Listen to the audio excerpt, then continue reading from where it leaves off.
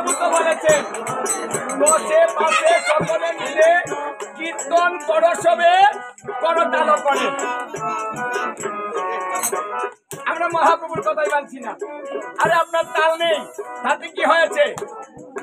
হাতটা কাজে লাগান। বৃন্দাবনে এসেছেন, তালটা ধরুন, হাত বার করুন, সবার হাত বার করুন।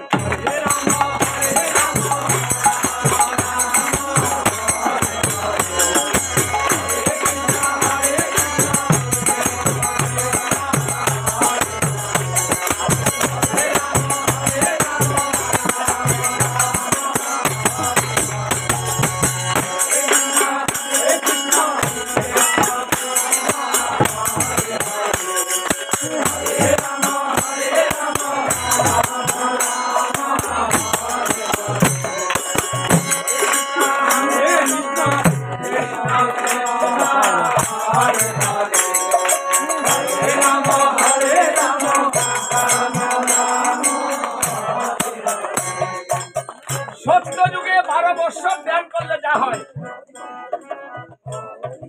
ত্রেতা যুগে 1 বছর যজ্ঞ করলে তা হয়।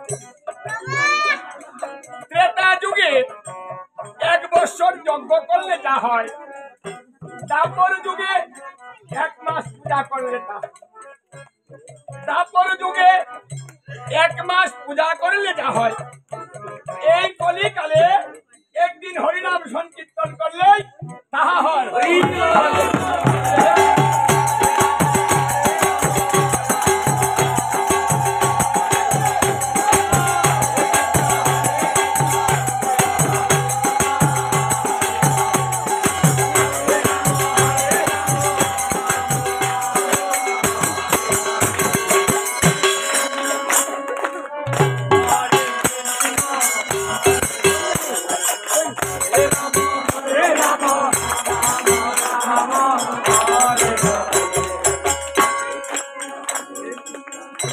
সত্য যুগে মানুষের আয়ু ছিল 1 লক্ষ বছর।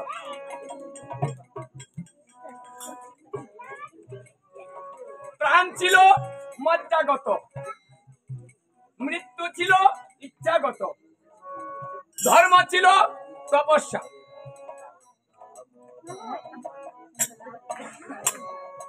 সত্য যুগে 5000 বছর তপস্যা করলে যা হয়, কলিকালে একটা একাদশী ব্রত করলেই তা হয়।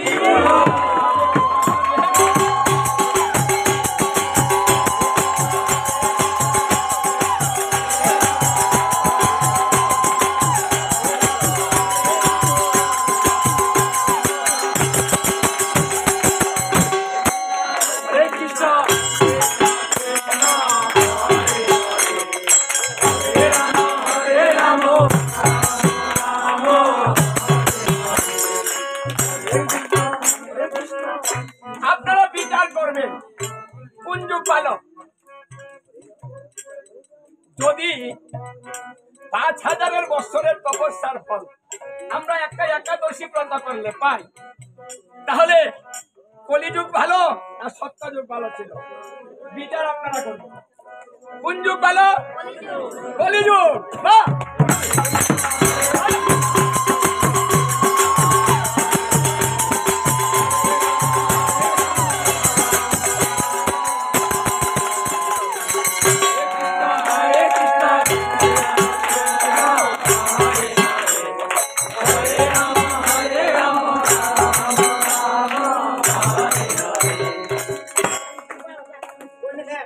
সত্য যুগের মানুষের উচ্চতা ছিল 21 হাত। আস্তে আস্তে করতে হবে না,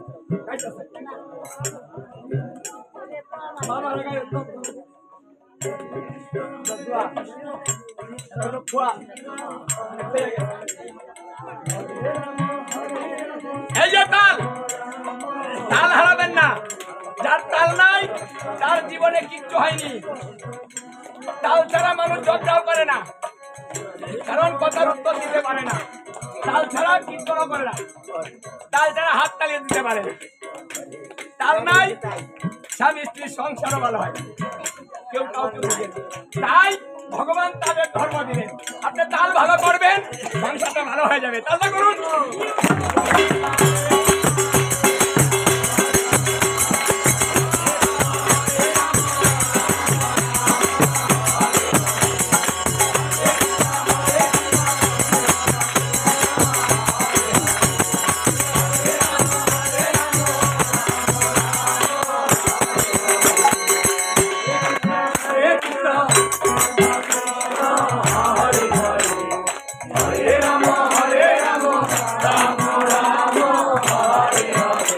দেখুন, ত্রেতা যুগের মানুষের উচ্চতা হতো 14 হাত। ত্রেতা যুগের মানুষের আয়ু ছিল 10,000 বছর। ত্রেতা যুগের ধর্ম ছিল যজ্ঞ।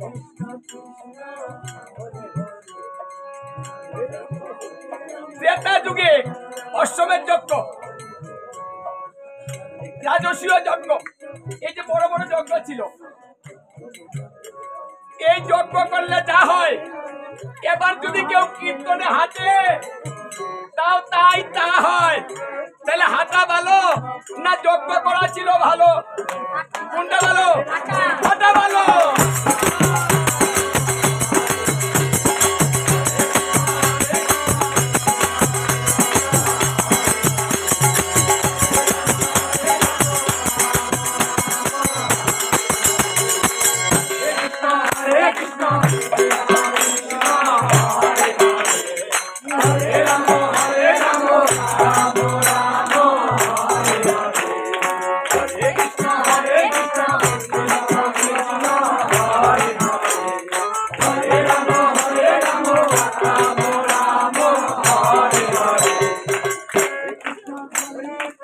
বিচার করে দেখুন, সর্বশ্রেষ্ঠ আমাদের এই কলিযুগ।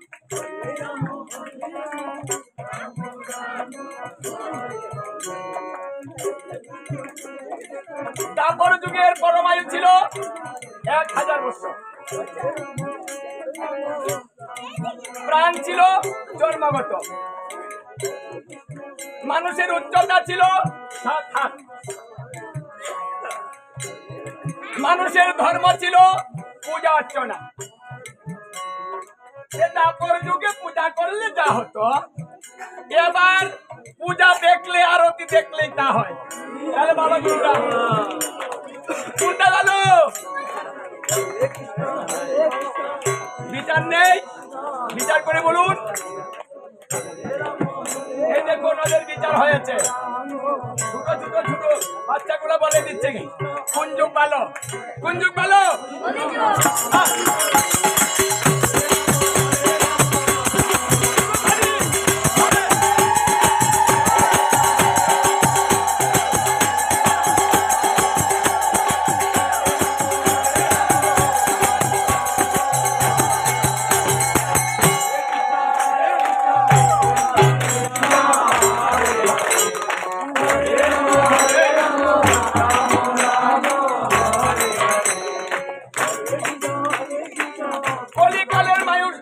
মানুষের বড় বায়ু 100 বছর।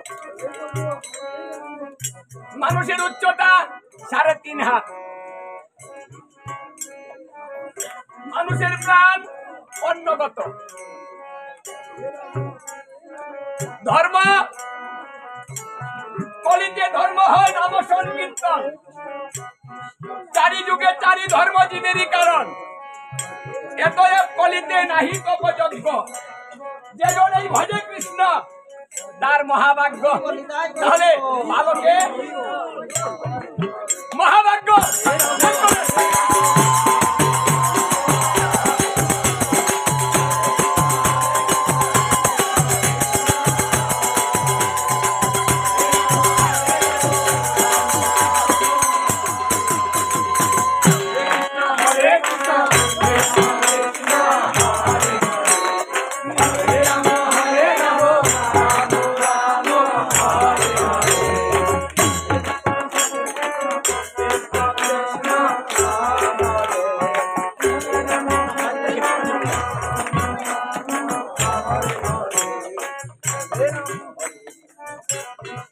मूल नाम जता तता लय, स्थान काल पात्र নাই সর্বসিদ্ধি হয়।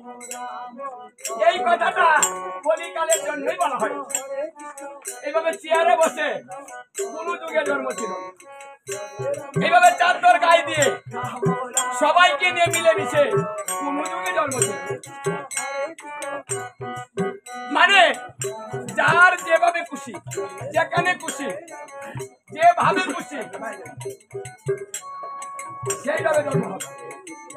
টয়লেটের মধ্যে কোন যুগে ধর্ম ছিল না, কিন্তু এবারের ধর্ম টয়লেটের ভিতরে দেওয়া হয়েছে। কেন দেওয়া হয়েছে? কারণ মানুষের প্রাণের নিশ্চয়তা নেই, যে কোনো সময় সে মারা যাবে। যদি টয়লেটে গিয়ে মারা যায়, কেউ মারা যায় না, বাথরুমে গেলে আর বেরোয় না, হ্যাঁ বেরোয় না। ভগবান চিন্তা করে দেখলেন, যদি ওখানে মারা যায়, যদি নাম না নিয়ে মারা যায়, তাহলে তার গতিটা কি হবে? শাস্ত্রে তো বলে দিয়েছে, এই নাম যেখানে নিবে, যদি মৃত্যুকালে নাম নিতে নিতে কারো মৃত্যু হয়ে যায়, সঙ্গে সঙ্গে সেগুলো বৃন্দাবন।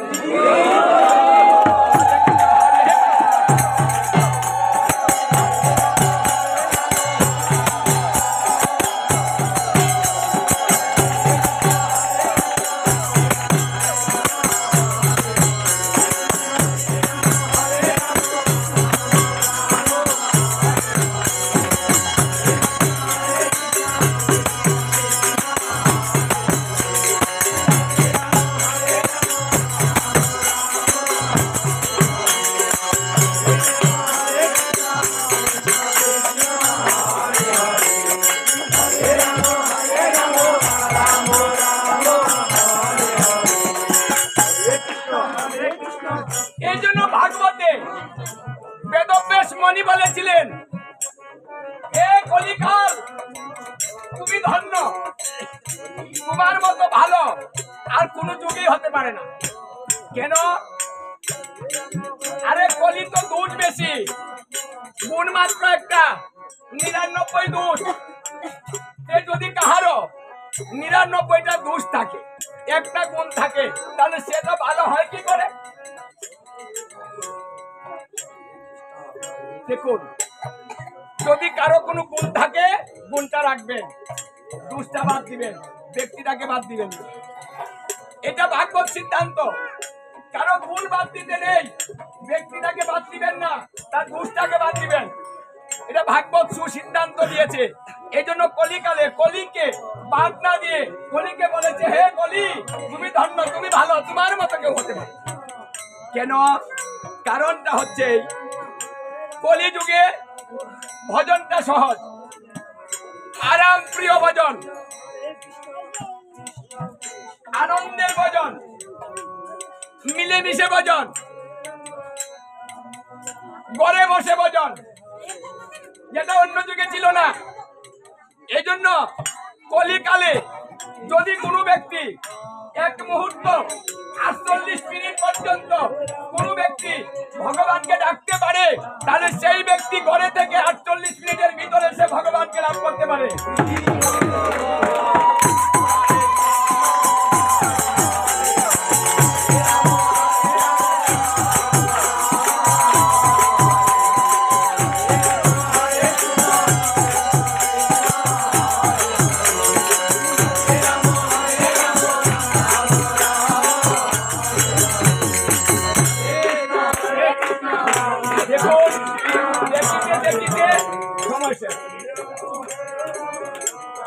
চব্বিশ প্রহরের কীর্তনের শেষ রজনী আজ। আপনারা সবাই আশীর্বাদ করবেন যারা এই বৃন্দাবনের আয়োজন করে। এটা অনেক কষ্টের পরে বৃন্দাবন আছে, মানুষের ধারে ধারে যেতে হয়, নিজের সম্মানটাকে বিকাতে হয়, ধারে ধারে গিয়ে বলতে হয়, দাদা কিছু দিবেন, টাকা 10টা দিবে বা না দিবে, একটা জারি দিবেন। কীর্তনের জ্বালায় আর বাঁচলাম না, বেচা কিনি নেই, খালি কয় দিবেন দিবেন। আরে বাবা, কত কীর্তন, কত কীর্তন করণ লাগবো কে? দাদা দেন নাকি? হ্যাঁ, বেহায়া যারা চায় না ভিক্ষা করতে, ওরা হচ্ছে বেহায়া, নির্লজ্জ। একটু পরে আসেন, যান যান, ভৌরি করে নিয়ে করুন, চলে আসে। আবার পরে গিয়ে দাদা, ও দাদা দিবেন, দেখুন তাহলে কত নিজের সম্মানটাকে বিকাতে হয় এই বৃন্দাবনের জন্য। তাই ভগবান বলছেন যদি আমার জন্য কেউ সম্মান বিকায় আমি তার সম্মান বাড়িয়ে দিই। বাহ! সম্মান দুটো হয় না, সম্মান বেড়ে যায়। এই জন্য ভগবানের নাম চিন্তা করবেন, এতে আপনার সম্মান কমবে না, বেড়ে যাবে। সম্মান বাড়বে, আপনার ঐশ্বর্য বাড়বে।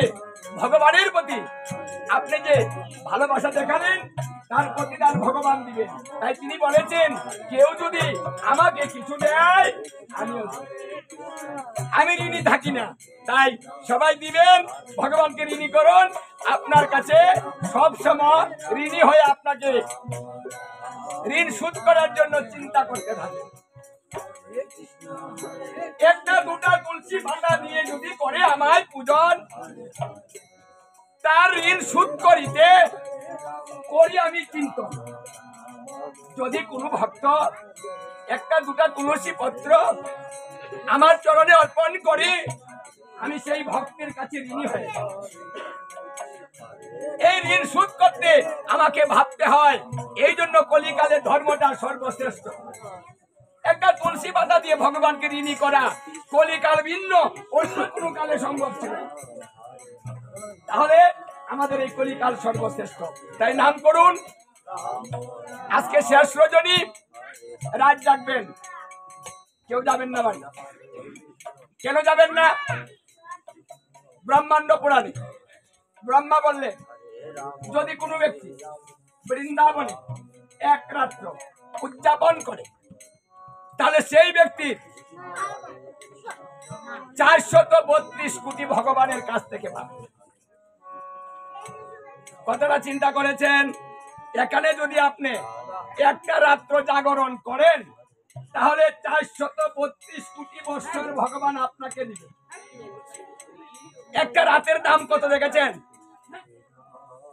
তাহলে এই 432 কোটি বছর কে নিবে? হাত তুলেন। সুযোগ যদি আর না থাকেন, যদি বৃন্দাবনে না আসতে পারেন তাহলে কিন্তু সুযোগটা হারাবেন। এই যে কারা থাকবেন 432 কোটি নিবেন, হাত তুলেন। 432 কোটি হিসাব করবেন, হাত তুলছেন। যারা তুলে নাই তাদের বুদ্ধি নাই, তাই তারা বেশি নিচ্ছে না। গোড় হরিবল জুড়ে জুড়ে গুরুত্বানি।